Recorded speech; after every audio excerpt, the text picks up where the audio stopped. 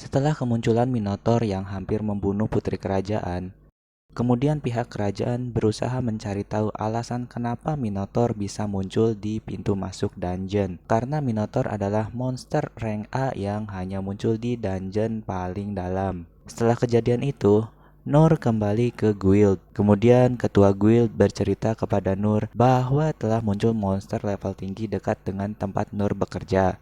Dan kemudian seseorang mengalahkan monster itu hanya dengan sekali tebasan.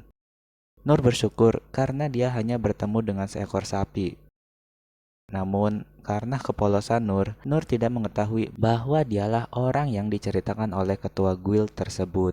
Saat berbicara dengan ketua guild, tiba-tiba muncul seorang gadis yang mencarinya dan ingin berbicara dengan Nur. Ternyata gadis itu adalah gadis yang diselamatkan Nur dari serangan monster Minotaur. Gadis itu ingin berterima kasih kepada Nur dan ayahnya ingin bertemu dengan Nur. Juga ayahnya ingin memberikan hadiah kepada Nur. Tapi karena gadis itu memaksa, akhirnya Nur bersedia untuk bertemu dengan ayah gadis itu. Dan setelah sampai di kediamannya, ternyata gadis itu adalah putri dari seorang raja. Namun, Nur belum mengetahui identitas sebenarnya dari ayah gadis itu, seorang raja. Kemudian setelah berterima kasih kepada Nur, raja itu menawarkan uang dan benda pusaka kerajaan kepada Nur sebagai hadiah karena telah menyelamatkan putrinya. Akhirnya, Nur menerima sebuah pedang berwarna hitam dengan bentuk yang aneh.